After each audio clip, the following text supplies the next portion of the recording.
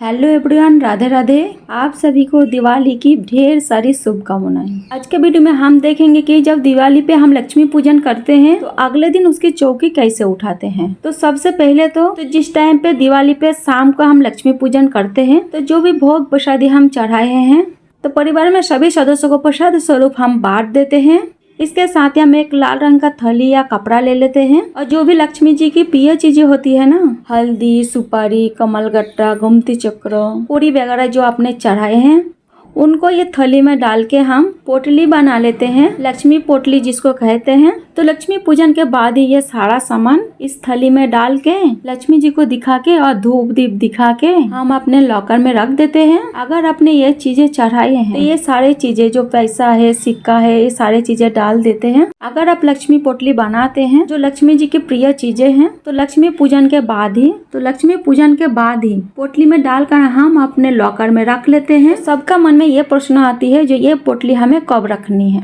तो ये हमें दिवाली के दिन लक्ष्मी पूजन के बाद ही हमें रखनी है। दिवाली को लक्ष्मी पूजन करने के बाद सिर्फ इतना ही सामान हमें चौकी से उठाना होती है, बाकी पूरे चौकी ऐसे ही लगे रहेगी। तो चौकी ऐसे लगे रहेगी और दिया जलता रहेगा। अगले दिन सुबह स्नान आदि करने के बाद फिर हमें ये चौकी उठानी है। तो अगले दिन चौकी उठाया जाती है। अगले दिन जब हम चौकी उठाएंगे सारा सामान का हमें क्या करना है ये हम आप देख लेते हैं। सबसे ज्यादा प्रश्न आता है कलश का क्या करें। तो सबसे पहले हम कलश ही उठा के दिखा देती हूँ। कलश जब उठाएंगे तो कलश के ऊपर जो नारियल है तो नारियल का जो कलवा है वो अपने मंदिर के देवी देवता को पहना सकती है, उनके ऊपर ये चढ़ा सकती है। और जो नारियल है नारियल को काट के हम प्रसाद बना लेते हैं। घर में सभी सदस्यों का हम ये प्रसाद खिलाते हैं। तो देखिए दिवाली के लक्ष्मी पूजन की जो भी चीजें होती है ना वो सब घर में यूज की जाती है, दान नहीं की जाती है। तो नारियल का प्रसाद हम घर में सभी को बांट देंगे। और देखिए पत्ते हमें यहीं पे अभी रख देते हैं। और जो कलश का जल है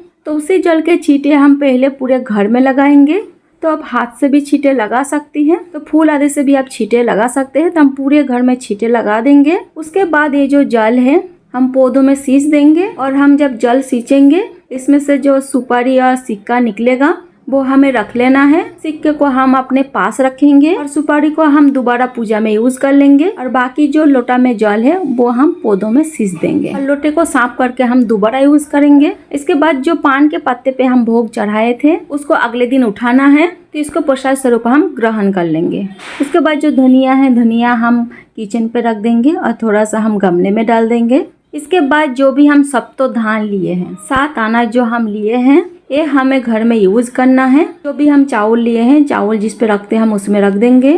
तो सारी चीजें हमें घर में यूज करनी है। अपने किचन में डब्बों में डाल लीजिए और इनको आप आराम से घर में यूज कर सकते हैं। इसमें कहते हैं किचन में हमेशा भंडारा भरे रहते हैं और अन्नपूर्णा माता की कृपा बने रहती है।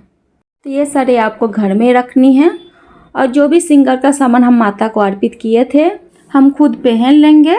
दीपावली के लक्ष्मी पूजन की कोई भी चीज दान नहीं की जाती है। तो जो भी श्रृंगार का सामान आप लक्ष्मी जी को आप अर्पित किए हैं आप खुद पहन सकती हैं। मयूर का पंख आप घर में अलमारी पे या तिजोरी पे रख सकते हैं, शुभ मानी जाती है। घर में मयूर का पंख रखने से सुख शांति आती है और सारे संकट दूर हो जाते हैं। तो घर में मयूर का पंख आप जरूर रखें। इसके साथ ही जो धनतेरस पे बर्तन खरीदे थे वो भी उठा के घर में यूज करना शुरू कर देंगे। उसके साथ ही जो हम जल समर्पित किए थे वो हम पौधों में डाल देंगे। उसके साथ ही जो भी सोने का चीज आप समर्पित किए थे वो आप पहनना शुरू कर दीजिए या आप तिजोरी पे रख दीजिए।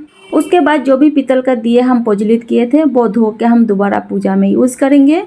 उसके बाद जो भी दक्षिणा हम समर्पित किए थे वो अपने पास रख लेंगे। उसके बाद जितनी भी मूर्ति है सबके ऊपर हम जल के छींटे लगा देंगे। उसके साथ ही जितने भी फूल पत्ती हम चढ़ाए हैं वो सभी को एक जगह इकट्ठे कर लेंगे। या तो इस फूल का आप भूमि विसर्जित कर सकते हैं या तो आप गमले में डाल दीजिए, खाद बन जाएगी। और जो जनेऊ हमने ये चढ़ाए हैं इस जनेऊ को अगर घर में कोई जनेऊ पहनता है तो पहन सकते हैं।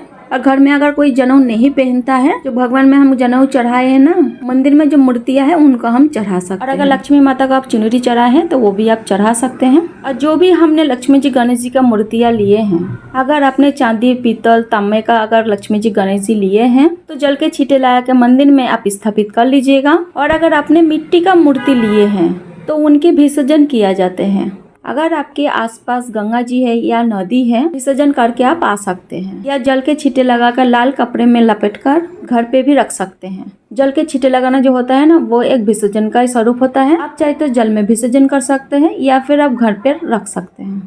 और जो भी फूल पत्ते हम चढ़ाए हैं वो तो हम आपको पहले बता ही दिया है, तो आप इनकी भूमि विसर्जन कर दीजिए या फिर गमले वगैरह में आप ऐसे ही डाल दीजिए। इसका तो खाद ही बन जाता है। बहुत सारे लोग जो हम कमल का फूल लक्ष्मी जी को चढ़ाते हैं ना, इसको अपने लॉकर में रख लेते हैं या अपने घर में रख लेते हैं। सूख जाता है तो वो रखे रहते हैं। तो आपके मर्जी है, आप चाहे तो इसको अपने पास रख सकते हैं या आप चाहे तो जो बाकी फूल है फूल के साथ आप विसर्जित कर सकते हैं। और अगर आपके यहाँ कहीं नदी वगैरह है तो वहाँ पे भी आप विसर्जन करके आ सकते हैं। साथ ही मिट्टी के दिए जो हमने जलाए हैं तो इनका विसर्जन किया जाता है। तो आप जितने भी दिए अपने घर में जलाए हैं सारे इकट्ठे कर लीजिए। जब भी कोई पवित्र नदी में आप जाएंगे तो वहाँ पे आप विसर्जित कर सकते हैं या आप भूमि विसर्जन भी कर सकते हैं। इसके बाद जो हम खीलों का वर्षा की थी, जो प्रसाद हमने चढ़ाया था, तो सबको हम इकट्ठा कर लेंगे। तो इधर उधर नहीं डालना है किसी भी चीज पे। तो ऐसा प्रसाद इकट्ठा करके प्रसाद स्वरूप आप ग्रहण कर सकती है, प्रसाद स्वरूप आप खा सकते हैं। उसके बाद जो चावल हमने यूज किए हैं, तो देखिए चाहे कम चावल यूज किए हो चाहे ज्यादा चावल यूज किए हो, अपने पूजा में सारे हमने इकट्ठे कर लेंगे। हम अपने किचन में प्रसाद बनाएंगे। चावल बना सकते हैं, खीर बना सकती है, अन्नकूट में ये डाल सकते हैं। तो इसको हमें पका के अपने घर में सभी सदस्यों को खा लेना है। या आपका जो चावल का डब्बा है या आप जिस पे चावल आप रखते हैं, तो उन चावलों में हम इन चावल को मिला लेंगे। तो ये हमें घर पे यूज करने हैं, तो कोई चीज दान नहीं की जाएगी। इसके बाद जो माता लक्ष्मी जी की फोटो है अपने मंदिर में रख लेंगे। और अगर आपके पास पोस्टर है, आप चाहे तो मंदिर में पोस्टर लगा सकती हैं या फिर आपके पास वैसे ही रख सकते हैं। इसके बाद जो भी हम चौकी में कपड़ा बिछाए हैं साफ करके हम दोबारा पूजा में यूज कर लेंगे। चौकी को भी हम दोबारा पूजा में यूज करेंगे। तो देखिए इस तरह से बहुत आसानी से और बहुत सरल तरीके से आप दिवाली की पूजा की चौकी उठानी है। सभी चीजें हमें घर में यूज करनी है। जब भी कोई आप पूजा करें, कोशिश करें कि ज्यादा से ज्यादा चीजें यूज किए जाएं। चीजों को पीपल के नीचे या नदी के किनारे फेंक के नहीं, क्योंकि हमारे भाव जुड़े हुए होती है। जितने भाव से हम पूजा किए हैं ना, विसर्जन भी उतने भाव से हमें करना चाहिए। तो दिवाली पूजा की चौकी उठाने का सरल सा तरीका आपको कैसा लगा? अच्छा लगा तो कमेंट करके जरूर बताना। अगर आपको वीडियो पसंद आई हो तो वीडियो को लाइक आप जरूर करना। और सरल पूजा विधि वीडियो देखने के लिए मेरे चैनल को सब्सक्राइब आप जरूर करें। मिलते हैं किसी और वीडियो के साथ। तब तक के लिए राधे राधे, जय श्री कृष्ण।